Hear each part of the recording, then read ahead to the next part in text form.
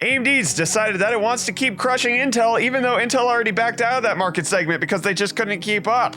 Cooler Master wants you to game inside of a game pod, and an untrackable AI-based machine learning cheating tool to help you win your favorite FPS games. Let's get into the hot news, everybody. I'm your Brett host. We're going to be going over the hottest tech news that I can find on the internet. In case you want to submit some tech news for me to cover on this very here show, you can do so over on our Discord server, which is linked in the video description. We'd love to have you over there. You post the tech news into the tech news channel, and we'll be good to enjoy all of the same tech news together. So let's start off with talking about how AMD looks to be just deciding that they're going to move forward with plans for their next generation Threadripper chips. This is coming from a well-known leaker known as MoPC, talking about the upcoming codename Chagall Ryzen 5000 based Threadripper chips that are going to be based on the Zen 3 architecture.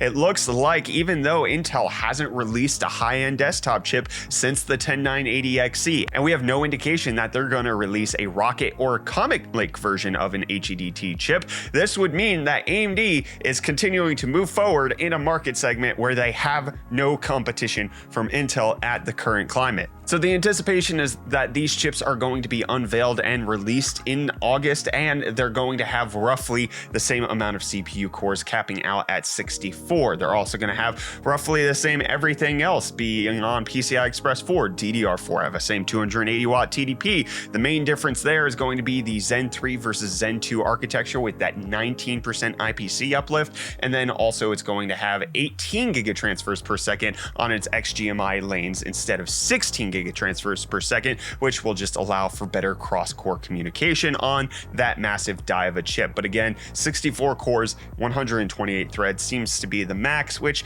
in this day and age is basically unusable. Not sure why AMD is deciding to release such a pathetic chip. I personally haven't had the desire to look at Threadripper ever since AMD launched the 3950X, giving us 16 cores on a mainstream desktop platform. It's kind of satisfied all of the needs that I ever had for Threadripper. I could potentially go higher. We did at one point have a 32 core here at UFD Tech, but it just never really made that much in production difference for us. So 16 cores is kind of the cap for us. 5950X hits that mark for us. Are you interested in AMD's potentially upcoming Threadripper chips that they've kind of been silent about? I want to hear from you down below in the comments. Western Digital, however, hasn't been silent about the performance issues that some of their SSDs have been having on the X570 chipset. In fact, they said that they were going to release a firmware update fixing the performance issues, and they have done just that. We've reported on this in a previous episode of Hot News. We don't want to just let you know when there are problems. We also want to let you know when the problems have been fixed, and Western Digital seems to have kept to their word,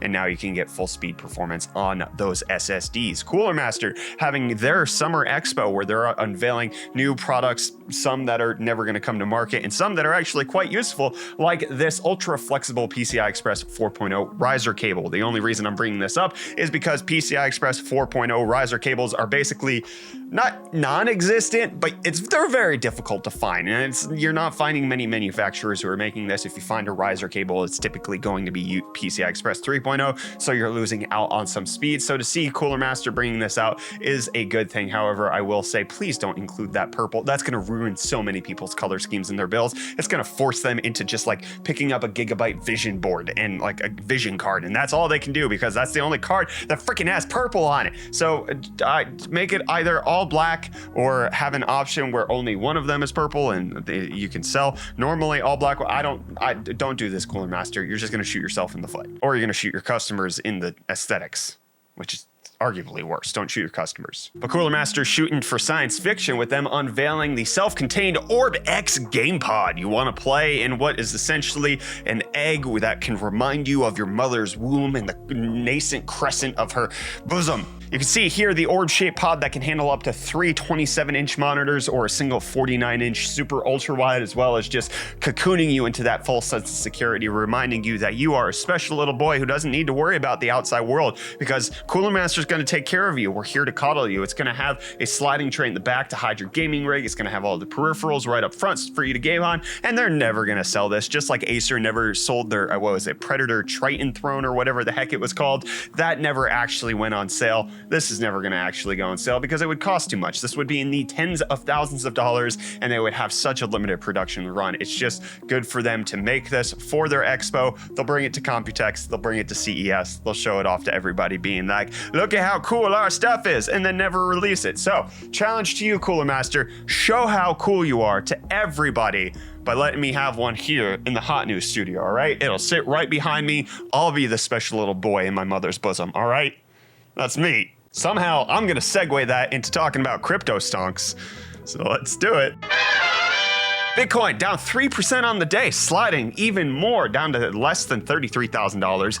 Ethereum also down 5.4%, almost crossing under $2,000, sitting at 20,2040 right now. And Dogecoin down almost 5% on the day to sit around 20.5 cents, continuing its slip slide. Meme stonks also continuing a drop. GameStop down 1% on the day to close at 189.25, and AMC closing down 7.75% on the day to 42.61. I did a poll in our Twitch stream yesterday off Hot News Live, and over half of the poll respondents actually own some form of meme stonk. So it's clear that my audience actually does care about this kind of stuff, and you decided to just YOLO your investments into it, which what are you going to do as a millennial? You have no other option, so you might as well just throw it into an off chance that you'll make $1 million on Dogecoin.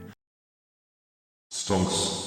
Which, by the way, come join us over on twitch.tv/UFDisciple because you can join Hot News Live there.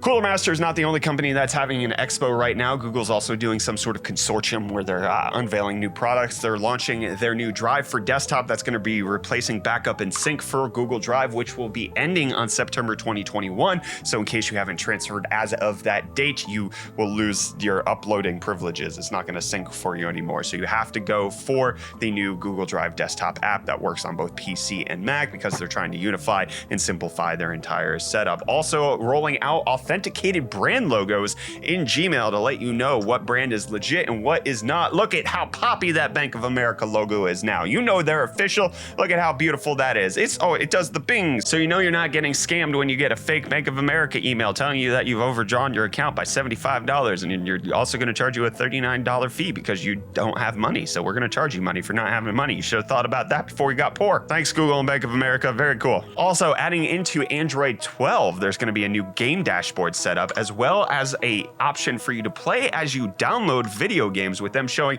that as you're downloading, such as Touch Grind BMX, as one app is not even fully downloaded, you're already into the intro of the other one and playing the game fully. Not every game's going to have this option, but it's going to be a feature that's going to start being implemented on Android 12. So in case you can't wait those extra, I guess, 65 seconds like they're showing here, you're going to be able to play games as you poop a little bit faster. And I crap my pants a lot whenever I'm playing an FPS game because I just suck at them. Whenever I have to benchmark Valorant, I always get spooked whenever somebody shoots me. Anyways, I might be able to get a little bit better and not be detected for cheating because there's a new FPS cheating tool that uses machine learning and takes the frames from your GPU directly and then is able to find where you're supposed to shoot and not actually run it as a program that's actually on your PC. And in fact, they showed it off by having it run on a capture card, and then it used the frames from the capture card so that it's not even running locally on the PC in the first place. So it's kind of neat. I'm pulling this information from Ars Technica. They didn't link specifically to this cheating tool, as I won't either, because it's just,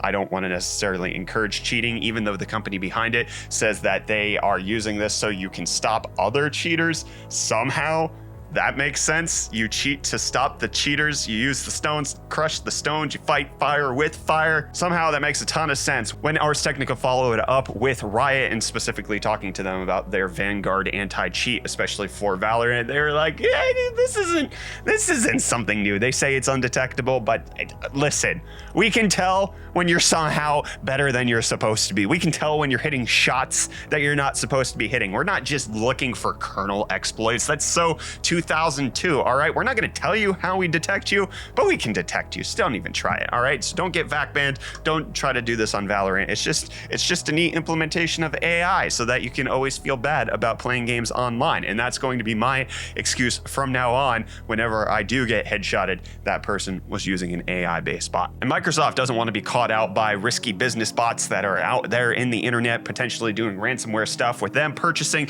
the company Risk IQ for an expected $500 million million to help them just beef up their security profile, especially with ransomware just being more prevalent in the tech scene as of these days. Microsoft has been acquiring more and more security firms. And while all of that's cool future technology, the future technology that I'm most excited for is this robot from MIT that can do safe impacts on people, which I know sounds weird. Typically, you don't want a robot that collides with somebody because it would ultimately injure them. But MIT has developed this robot that can do safe impacts and has the dexterity and ability to actually potentially clothe people, which is remarkably useful, especially for the special needs and disabled community, which is something that I am very excited about. If something like this could exist for my son, where it could actually potentially dress him, I'm super excited about it. We'll leave a link in the video description in case you want to see the video with them showing off the safe impact robot and how it can actually collide with the person, but do it in such a gentle way, because in typical robot scenarios, if it hit a person, it would be instructed to stop, but they've made it so that it doesn't necessarily do that. The future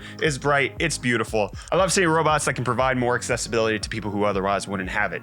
More tech like that, please, and less tech like this. In case you want to buy dead startup toys, you can now do that at the link deadstartuptoys.com, where they just have limited edition drops of some of the most famous, not just crowdsourced, but just stupid technology pieces that ever came. You got the juice row that came out. This was $800. It's some stupid juicer that squeezes a bag for you. And as all of the videos at the time showed, if you squeeze the bag by hand, it would come out faster. You could buy it for 40 bucks. The one laptop per child, which was a $100 garbage laptop, you can now buy for 40 bucks. The Theranos Mini Lab, which is just a bad mini lab, you could buy for $40 as well. Or you could get the collector's bundle, which has all of the ones that are being mentioned, for $160. They've already sold out of single runs of the Jibo, which was just a stupid social robot. And then the Coolest Cooler, which didn't actually do anything that it said it was going to do, is also sold out, but you can buy those in the collector's bundle for $160 in case you want to. Links in the video description for you to buy stupid tech that nobody actually really wanted was out, but somehow it's cool nostalgia now